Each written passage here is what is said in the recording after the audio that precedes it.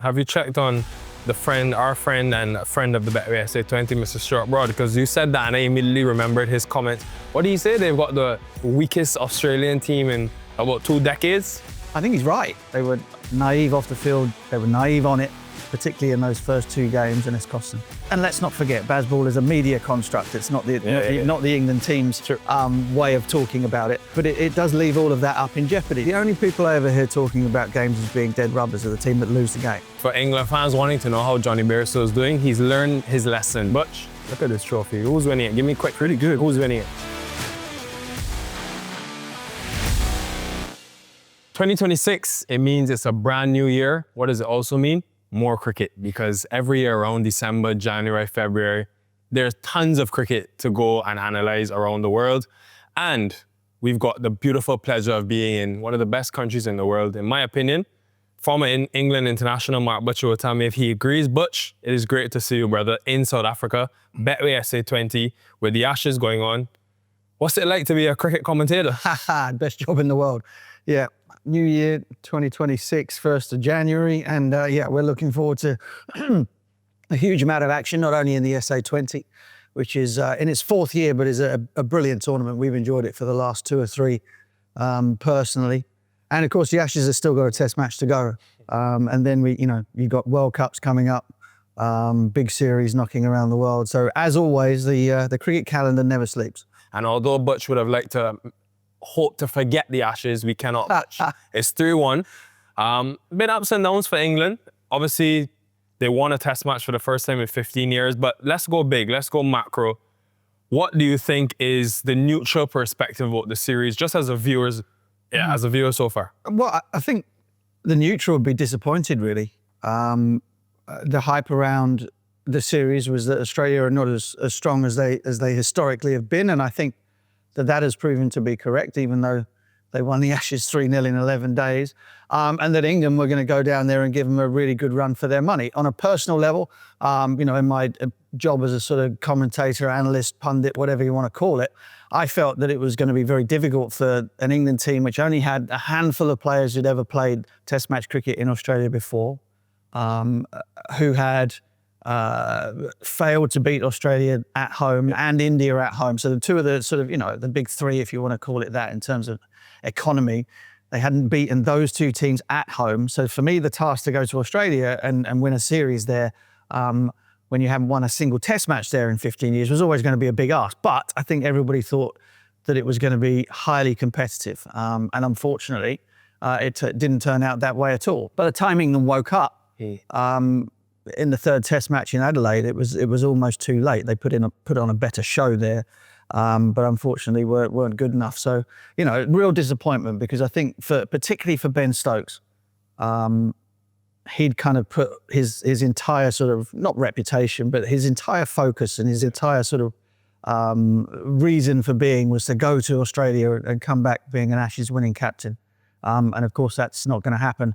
And it's unlikely that he'll get another shot at it as well, given the age he is now. Have you checked on our friend and friend of the Betway SA20, Mr. Stuart Broad? Because you said that and I immediately remembered his comments. What do you say? They've got the weakest Australian team in about 2 decades? I think he's right. Fair. And that doesn't take anything away from what Australia have done. Travis Head has been sensational.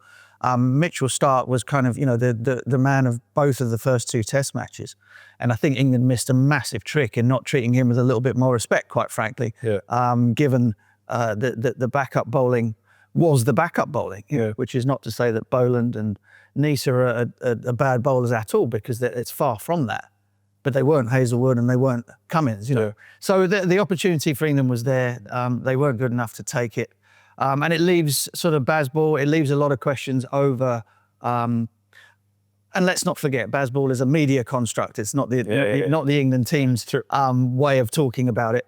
But it does leave all of that up in jeopardy, because historically, after Ashes series, gone badly, people get the sack. People in high places lose their jobs. I would hesitate to sort of pull the trigger on sacking everybody and starting again. I've come up in the social media era, and to see the media coverage around this series, it has been unprecedented. Like, people walking up to Ben Stokes in airports, filming him, giving him gifts. And obviously this is going to be something new for players like Nusa at the beach, you know, everybody with a camera in their face. The media attention on this series has made it feel like a blockbuster, and it has been, to be fair. Your behavior or your conduct on tour has to be different pretty much everywhere you go because of what you mentioned. You know, everybody in the world has a camera phone. Everyone's a paparazzo. Everyone's a publisher with, you know, things like Twitter and Instagram and TikTok. And so England's sort of naivety on the field has been reflected with their naivety off the field. The Noosa thing, I don't think they did anything wrong, particularly. They had a lot of days off. They're absolutely perfectly entitled to sort of go out and enjoy themselves.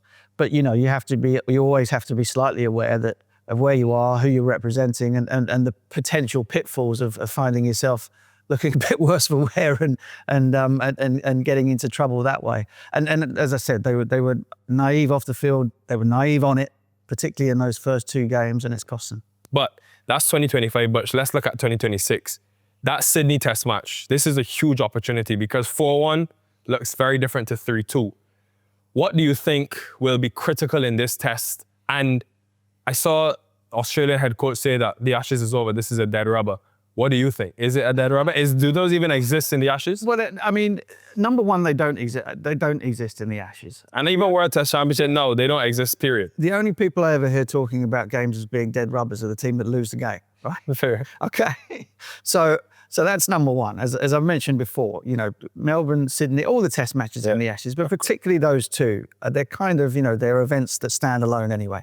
And as you just mentioned, you've got the World Test Championship. And so, you know, England are really, really battling in terms of the World Test Championship.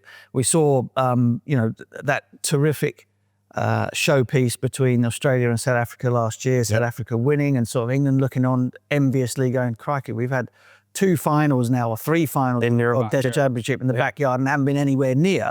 And now, you know, at the beginning of this cycle, we're kind of struggling to get. So the wins are important. They're important for Australia, who sit at the top. So no, this is, you know, of course it's a big contest. And that's one thing about Ashes cricket and Test match cricket in general, I think. Because a lot of people kind of get very exercised about sort of dead test matches, you know, particularly 5-match series. There aren't many of them these days. And so, you know, oh, well, you know, the win came after the Ashes was over. Yeah, and that's absolutely true, 100%. But what I will say to you is that if you're playing a test match, an Ashes test match, England, Australia, in Melbourne and Sydney, 2 of the great amphitheatres of the game in front of huge packed houses, a lot of travelling fans.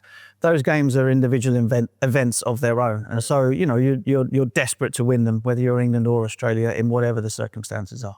Player of the series, Butch?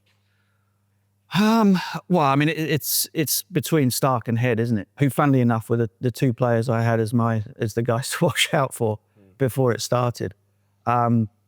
Interesting that Travis Head has done the damage as an opener. I still think that... Who saw that coming? No, exactly. But long term, I think, you know, he's just such a dangerous player. You imagine soft kookaburra ball coming in at 5.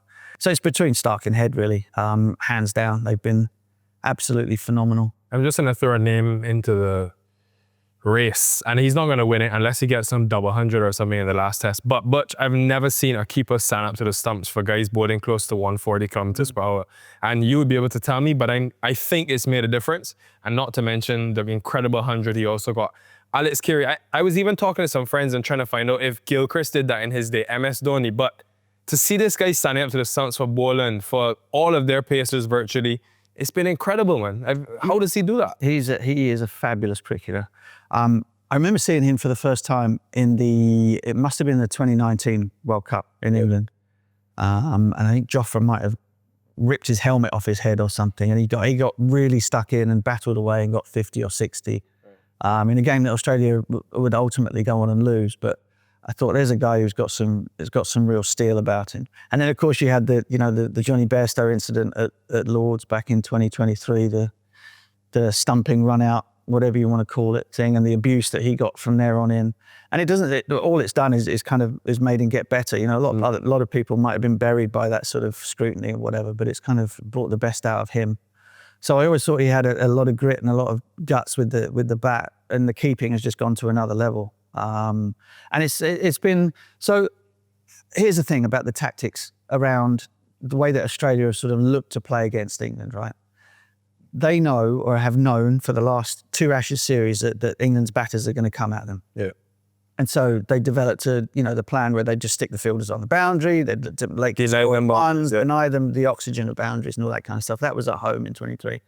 This time round, they've kind of gone, okay, well, we've got pitches that are doing a little bit, so we maybe don't have to put everybody on the fence. But what we'd like to do, particularly, with Boland and Nisa and guys like that, is stop them from running at us.